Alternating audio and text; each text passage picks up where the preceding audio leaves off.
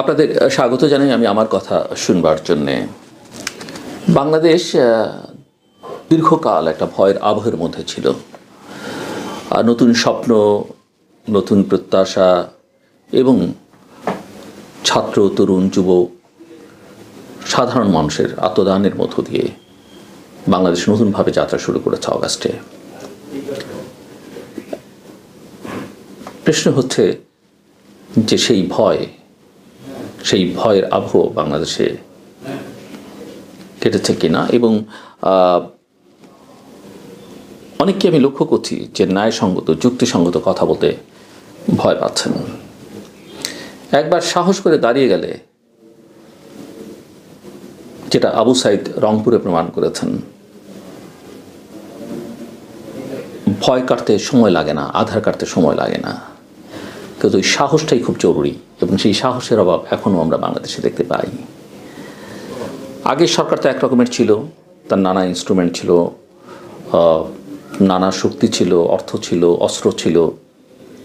এখনও এক ধরনের ভয় মানুষের মধ্যে কাজ হচ্ছে। একটা ভাবাদর্শিক লড়াইয়ের মধ্যে বাংলাদেশ পড়ে যাচ্ছে, এবং আমি এই ভয়টাকে অনেকটা বলি কাগজে বাঘকে ভয় পাওয়া। কিন্তু আমরা অনেক সময় বুঝতে চাই না, স্মরণে রাখি না, আসল বাঘও আছে, এবং আমরা কোনো বাঘ দেখতে চাই না। আমরা বাংলাদেশে জনগণের শাসন দেখতে চাই, জনগণকে ক্ষমতাবান দেখতে চাই, এবং যে কোনো পরিস্থিতিতে ওই আসল বাঘ যদি সামনে এসে দাঁড়ায়, অনেক ক্ষেত্রেই জনগণ হয়তো সমর্থনও দিয়ে ফেলবে, কারণ নানা কারণে জনগণের মধ্যে অস্বস্তি আছে, অশান্তি আছে, জনগণ অতিষ্ঠ। দোষটা সব সরকারকে আমরা নাও দিতে পারতাম যদি তারা ঠিকঠাক মতো বিহেভ করতো। আমি সবার কথা বলছি না, আমি বলছি সরকারের যে অংশটা সবচেয়ে বেশি ভোকাল, সোচ্চার, তাদের কথা।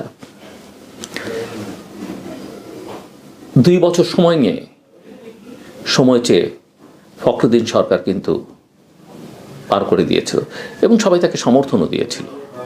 হ্যাঁ, রাজনৈতিক দলগুলো অনেক সাফার করেছে সেই সময়, কিন্তু যে কোনোভাবেই একটা নির্বাচন তারা করতে পেরেছে। 2 বছরের আগে তাদেরকে মাঠ থেকে সরাবার জন্য কোনো উদ্যোগ রাজনৈতিক দলগুলো সেই সময় গ্রহণ করেনি। একটা সময় পর্যন্ত সাধারণ মানুষের সমর্থন এই সরকারের প্রতি ছিল, কিন্তু তার চাইতে অনেক বেশি সমর্থন নিয়ে প্রফেসর মোহাম্মদ ইউনূসের নেতৃত্বাধীন সরকার যাত্রা শুরু করেছিল। কিন্তু অবস্থাটা একটা হজ ও বরল অবস্থার মধ্যে আছে, এবং মাত্র 6 মাস না যেতেই এখন রাজনীতিতে সবচেয়ে শক্তিমান যে রাজনৈতিক দল, বাংলাদেশ জাতীয়তাবাদী দল, তারা মাঠে নামবার ঘোষণা দিয়েছে। যে স্বৈরশাসন বিধায় নিয়েছে তার যে রাজনৈতিক শক্তি বা রাজনৈতিক দল, সেই আওয়ামী লীগ মাত্র 6 মাসের মাথায় এসে এখন হরতাল আর অবরোধের মতো কর্মসূচি রাখছে। আপনারা জানেন যে আওয়ামী লীগ তার ভেরিফাইড ফেসবুক পেজ থেকে কর্মসূচি ঘোষণা করেছে যে আগামী 16ই ফেব্রুয়ারি এবং 18ই ফেব্রুয়ারি তারা এই অন্তর্বর্তীকালীন সরকারের পদত্যাগ এবং অপশাসন নির্যাতনের প্রতিবাদে হরতাল ডেকেছে। হরতাল অবরোধ কর্মসূচি বাস্তবায়নে তারা 1 ফেব্রুয়ারি থেকে মাঠে থাকবার ঘোষণা দিয়েছে। কাদের ভুলে আওয়ামী লীগ এত দ্রুত কামব্যাক করতে পারছে? এখনও তারা কোনো দুঃখ প্রকাশ করেনি, এখনও তাদের মধ্যে কোনো অনুশোচনা আমরা দেখিনি। আমি কথা বলছি না যে আওয়ামী লীগ রাজনীতি করতে পারবে না, আমি কথা বলি না যে আওয়ামী লীগ ছাড়া একটা নির্বাচন গ্রহণযোগ্য হবে। আওয়ামী লীগ বা জামাত কোনো রাজনৈতিক দলকে প্যান করবার পক্ষে না। যে যা রাজনীতি করবে, মানুষ তার পছন্দের রাজনৈতিক শক্তিকে, দলকে, ভাবাদর্শকে বেছে নেবে বা প্রত্যাখ্যান করবে, সেই ব্যবস্থার পক্ষে আমি। কিন্তু আওয়ামী লীগ সরবে এখন আন্দোলনের ঘোষণা দিচ্ছে, আর বিএনপি বলছে যে সুষ্ঠু নির্বাচন, গণতন্ত্র ফেরাবার জন্যে এবং দ্রব্যমূল্যের ঊর্ধ্বগতির প্রতিবাদে ফেব্রুয়ারি মাসের মাঝামাঝি থেকে রাজপথে নামবে, এবং তারা এক ধরনের নির্বাচনকে সামনে রেখে এই সব জনসম্পৃক্ত কর্মসূচির মধ্য দিয়ে জনগণের সমর্থন আদায় করবার চেষ্টা করবে, এবং দ্রুত অত্যন্ত দ্রুততার সঙ্গে অন্তর্বর্তীকালীন সরকারকে নির্বাচনের জন্য চাপ দিতে শুরু করবে। এবং আমরা জানি যে মানুষের মধ্যে অর্থনীতি নিয়ে অস্বস্তি আছে, ব্যবসায়ীরা আস্থা রাখতে পারছে না, বেশ কিছু পণ্যের উপরে ভ্যাট এবং আরোপ করেছে সরকার, কর আরোপ করেছে, ফলে দ্রব্যমূল্যের যে ঊর্ধ্বগতি ছিল সেটা অব্যাহত আছে। এবং এইসব বিষয়ে এক ধরনের কর্মসূচি জনগণকে প্রত্যাশা করে বলেই বিএনপি মনে করে। কিন্তু বাস্তবতা ছিল এই যে বিএনপি সহ প্রতিটা রাজনৈতিক দল এক্সেপ্ট আওয়ামী লীগ এবং তার মিত্ররা এই সরকারকে কিন্তু সমর্থন দিয়েছে। সরকারের শত দুর্বলতা, এমনকি সরকারের ভেতরকার একটা শক্তি বিএনপির সম্পর্কে বা বিএনপিকে যেভাবে প্রতিপক্ষ হিসেবে দাঁড় করেছে, তারপরেও বিএনপি কিন্তু সেই কাজটা করছে, সমর্থনটা অব্যাহত রেখেছে। কিন্তু এখন যে পরিস্থিতি এসে দাঁড়িয়েছে, সেখানে যদি বিএনপি মাঠে নামে, আওয়ামী লীগ কামব্যাক করবার চেষ্টা করে এবং সরকার যদি ঠিকঠাক মতো ফাংশন না করতে পারে, সরকার যদি ডেলিভার করতে না পারে, একটা ভালো নির্বাচনের নিশ্চয়তা না দিতে পারে, আন্তর্জাতিক শক্তিগুলো তাকিয়ে আছে, বাংলাদেশের জনগণ মুখিয়ে আছে ভোট দেবার জন্যে, এই পরিস্থিতি সরকার কীভাবে সামাল দেবে আমি জানি না। আমি চাই এই সরকারের অধীনে প্রফেসর মোহাম্মদ ইউনূসের নেতৃত্বাধীন একটা সরকারের অধীনে একটা ভালো নির্বাচন হোক। কিন্তু তারা যদি ডেলিভার করতে না পারেন, তখন আমি বা যে কেউ যদি দাবি করেন যে দেশে একটা নির্দলীয় শক্ত সামর্থ্য নিরপেক্ষ সরকারের অধীনে নির্বাচন হোক, সেটা খুব অযৌক্তিক হবে বলে আমার কাছে মনে হয় না। বিএনপি এখন সরকার বা সরকারের একটা অংশ বা ছাত্রদের নামে একটা অংশ, তারা অনেক রকমের দাবি করেছে।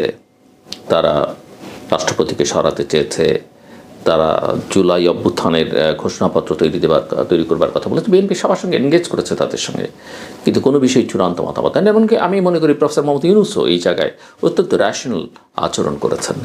তিনি সবার সব কথা মেনে নেননি, এমনকি তার নিয়োগকর্তাদের কথাও তিনি অ্যাকসেপ্ট করেননি।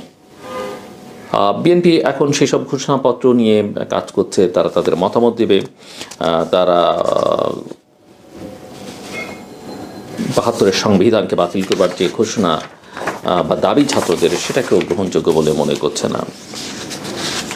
এমনকি বিএনপি তার যে প্রেস বিজ্ঞপ্তি এই কর্মসূচি সংক্রান্ত, সেখানে শেখ হাসিনাকে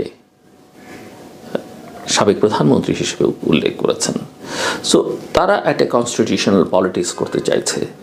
অ্যাট দ্য সেম টাইম যারা এত বড় বড় কথা অনেক সময় বলছেন, তারা ভুলে যাচ্ছেন যে তারা বর্তমান সংবিধানের আওতায় তাদের কার্যক্রম পরিচালনা করছেন।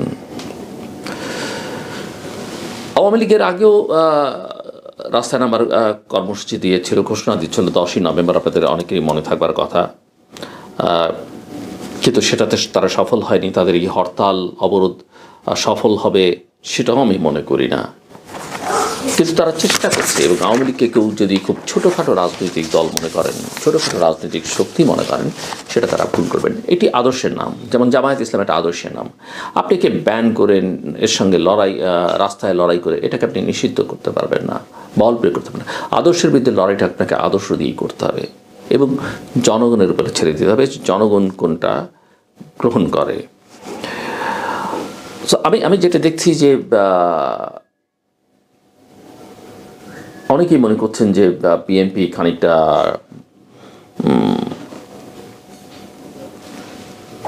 কিভাবে বলা যায়, এটা বিএনপি খানিকটা ডিরেইল হয়ে যাচ্ছে এবং বিএনপির বিরুদ্ধে নানা রকমের সমালোচনা, বদনাম তৈরি করা যাচ্ছে এবং সেটা করে আসলে কেউ কেউ সুবিধা পাওয়ার চেষ্টা করতে পারেন।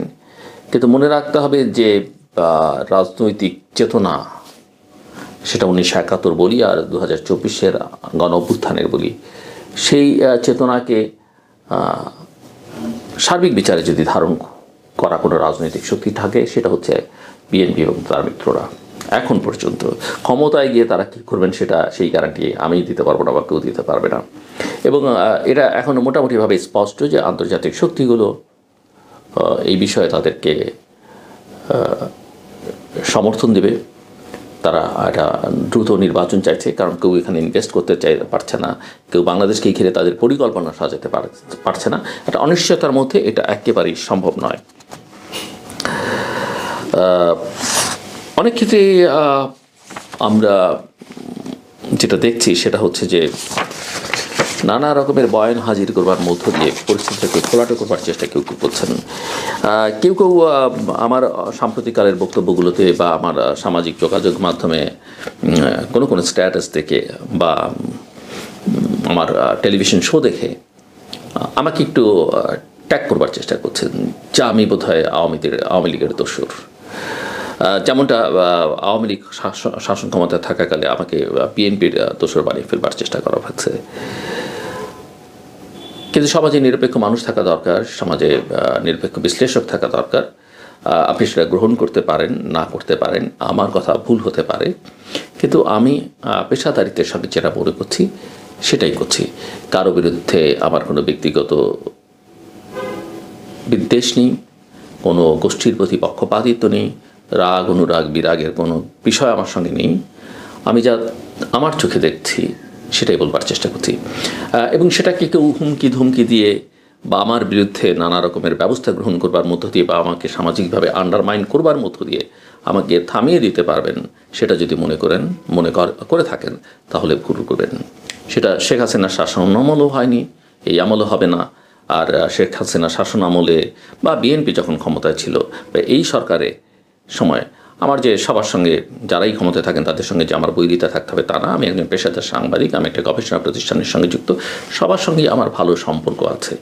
আমরা যে ক্ষমতা থাকুন না কেন তাকে আমি অপছন্দ করলেও সেই সরকারের আমলে আমরা জীবন যাপন করি, জীবন ধারণ করি, খাওয়া দাওয়া করি, আমাদের দৈনন্দিন ক্রিয়াকর্ম করি, সরকারি নানা প্রতিষ্ঠানের সঙ্গে আমাদের নানা রকমের এনগেজমেন্ট থাকে। এর মানে যদি কেউ এভাবে চিত্রায়িত করবার চেষ্টা করেন যে উনি তো ওই সরকারের সময় ঠিকঠাক মতো ঘুমিয়েছেন, ঠিকঠাক মতো খাওয়া দাওয়া করেছেন, ঠিকঠাক মতো ঘোরাঘুরি করেছেন, উনি ওদের একজন ছিলেন, এগুলো দিয়ে আসলে এইসব চটুল কথাবার্তায় বা সস্তা কথাবার্তায় আসলে কিছু হবে না। রাজনীতি অনেক জটিল হয়ে যাচ্ছে, গোটা দেশটাকে পৃথিবী দেখছে, দেশের মানুষ অনেক সচেতন। কাজে আসুন আমরা প্রপারলি বিহেভ করি এবং দেশটাকে আমরা একটা ভালো জায়গায় নিয়ে যাওয়ার চেষ্টা করি সম্মিলিতভাবে। প্রত্যেকের অবদান আছে নিঃসন্দেহে। আমি যাদের সমালোচনা করি জুলাই আগস্টের সেই দিনগুলোর কথা যদি তারা দেখেন, আমার কথা শোনেন, আমার শো দেখেন, চরম প্রতিকূলতার মধ্যেও আমি তাদেরকে সমর্থন করেছি, আজকেও আমি তাদেরকে সমর্থন করতে চাই।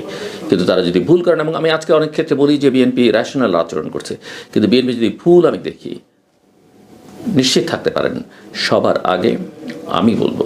আওয়ামী লীগ যখন ক্ষমতায় ছিল আওয়ামী লীগের সমালোচনা যেমন করেছি, একথাও আমার পুরনো অনুষ্ঠান দেখলে বা আমার এই কথাবার্তা শুনলে দেখবেন যে আওয়ামী লীগ যখন বিপদে পড়বে ন্যায়সঙ্গতভাবে তারপরে যদি কোনো আচরণ করানো হয়, হয়তো আমি বা আমার মতো কেউ তাদের পক্ষে দাঁড়াবে।